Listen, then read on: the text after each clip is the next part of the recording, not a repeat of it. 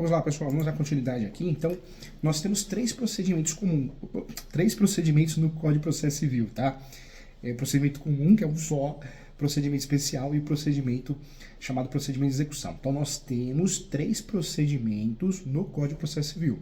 Quem advoga na área civil, no direito do consumidor, no direito imobiliário, no direito civil, direito de família, sucessões, nós só temos três procedimentos: comum, especial e o procedimento chamado procedimento de execução.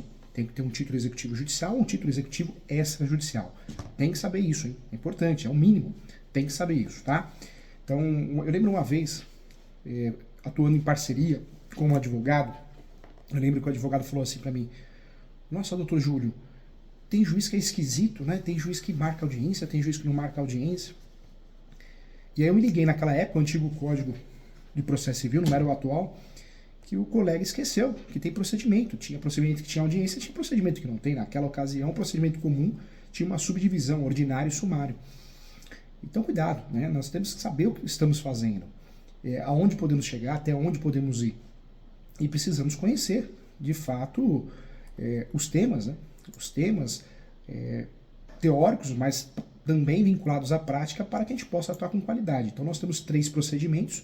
O procedimento comum, não tem mais subdivisão, acabou o sumário, morreu o sumário, comum é comum. Procedimento especial, ações previstas no Código de Processo Civil e ações previstas em leis esparsas, e o procedimento de execução, que é o procedimento previsto rápido, sério, porque começa no segundo tempo, mas eu tenho que ter um título judicial ou um título executivo extrajudicial. Vamos lá. O procedimento comum, o Código de Processo Civil 2015, não há mais a antiga divisão estabelecida entre o procedimento sumário e ordinário. Ainda bem, eu achava horrível, passando a existir apenas uma espécie de procedimento denominado comum. Não existe mais procedimento cautelar também, já conversamos sobre isso. A petição inicial é o início de tudo, né? A petição inicial é o ato processual que provoca o exercício da atividade jurisdicional até então inerte. E para a relação, ou melhor, para a elaboração da petição inicial, o Código de Processo Civil exige que ela preencha alguns requisitos. Não é mais o 282, que é no antigo código, é o 319.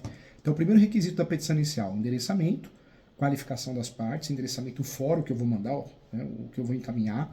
Vai ocorrer um sorteio, por isso o correto é escrever uma das varas, né, não a vara, porque você não sabe ainda.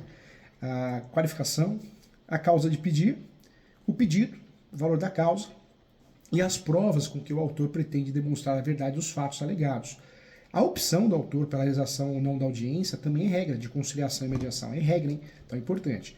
Em relação ao endereçamento, tem tudo a ver com competência. Nós estudamos competência, tudo a ver o fórum que eu vou mandar. É justiça comum? Se é justiça comum, é justiça estadual. Ou é justiça federal? Quando nós falamos de endereçamento, é para onde eu vou mandar. Deve ser dirigida para qual juiz, qual tribunal. Importante. A qualificação é um nome, né? Prenome, estado civil. Lembrando que nem o estado virou estado civil, hein? Profissão, CPF ou CNPJ de sua pessoa jurídica, endereço eletrônico, que é o e-mail, domicílio e residência do autor e do réu.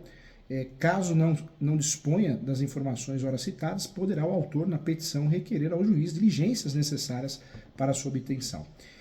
A causa de pedir são os fundamentos, né? Fatos e fundamentos. E não podemos esquecer dos pedidos. Então, quando eu falo de causa de pedir, fatos, a história, os fundamentos, o direito, os fundamentos jurídicos e o pedido. Tem que saber pedir. Lembrando que tem que ser líquido e certo o pedido, né? Eu quero dano moral, tá, mas você quer quanto? Eu quero que seja condenado a dano material, tá, mas quanto você quer? Então, cuidado com isso, hein? Ponto importante que leva muita gente a emendar inicial, muito advogado tem que emendar inicial porque pediu errado, pediu mal. Cuidado. Em relação ao valor da causa, nós temos o artigo 292, né?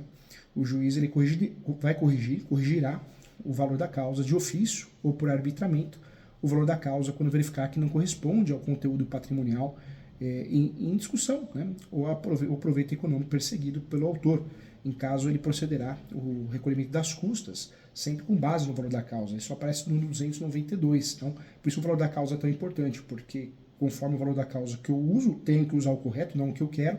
Artigo 292, eu vou recolher custas, se não tiver justiça gratuita, ou melhor, se ela não for deferida, eu vou recolher custas com base no valor da causa.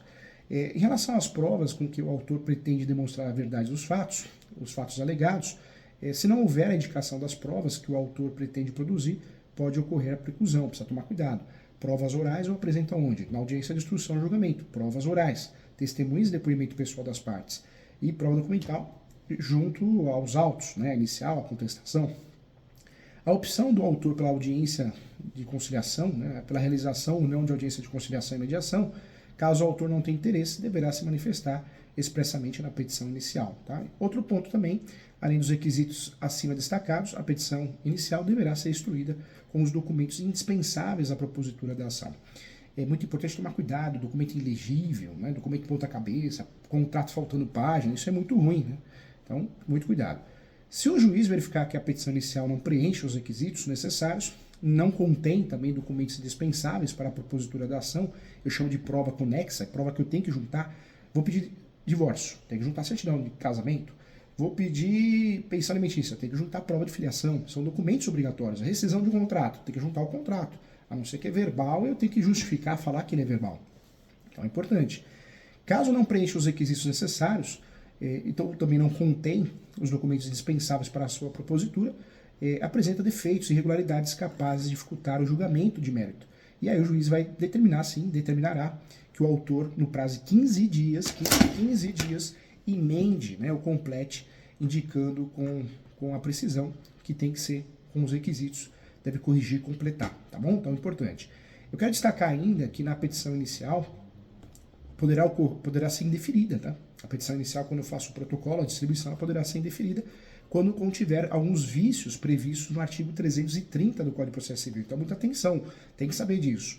Os vícios da petição inicial, inepta, considera-se inepta a petição inicial quando lhe faltar pedido ou causa de pedir, ou ainda o pedido for indeterminado, ressalvadas hipóteses legais em que se permite o pedido genérico, e ainda da narração dos fatos não decorrer, logicamente, a conclusão e contiver pedidos incompatíveis entre si. A petição também poderá ser indeferida quando a parte for manifestadamente legítima, e parte legítima nada mais é que aquela que é titular da relação. A legítima é titular, a ilegítima não é titular. Então a parte legítima é a titular da relação jurídica material controversa, salvo nos casos em que permite a legitimidade extraordinária. Outro ponto que faz com que a petição seja indeferida é o autor carecer de interesse processual. E interesse processual é composto pelo binômio necessidade e utilidade, não é só na ação de alimentos, mas em qualquer ação.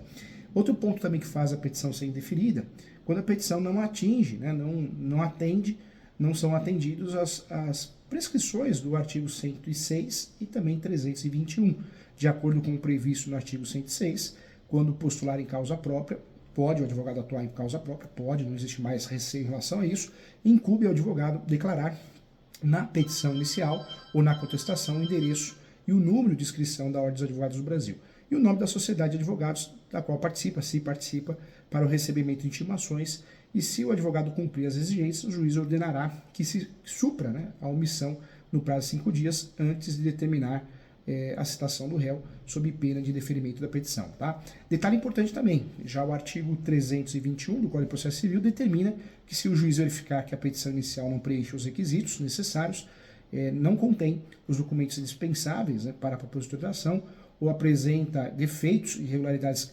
capazes de dificultar o julgamento de mérito, determinará que o autor, no prazo de 15 dias, a emende ou complete, indicando com precisão o que deve ser dirigido, né, ou completado. Se o autor não cumprir a diligência, o juiz indeferirá a petição inicial de fato, tá bom? Legal. Eu trago para você, então, o estudo da petição inicial, mas nós vamos dar continuidade aqui, e o próximo tema vamos falar sobre a improcedência liminar do pedido, mas eu quero tratar isso num outro bloco, para ficar bem mais didático, para você refletir e pensar sobre a petição inicial.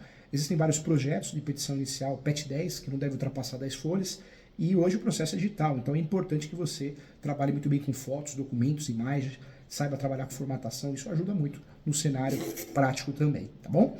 Legal. Para a prova de concurso público, a petição inicial sempre é um tema que cai, principalmente esses vícios da petição inicial, né? Então, o artigo 221 é regra, né? 221 e 106 é regra, sempre cai, então também merece atenção.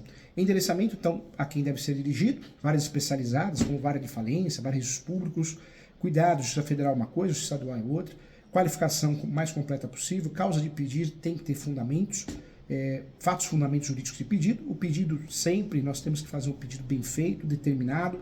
Nunca, quando você quer condenar, o valor da causa não é o que a gente quer, mas o que é previsto no 292, leia 292 inteiro. E as provas que você pretende produzir devem ser demonstradas também na inicial. Não podemos jamais esquecer de optar, de falar, de se manifestar, não optar, né? Se sim ou se não, a respeito da audiência de conciliação e mediação, porque também é importante para que a gente tenha sucesso e a petição não seja indeferida, tá bom? Então, um abraço e até a próxima aula, tá chegando já já. Espera aí, tô separando bloquinhos para ficar bom.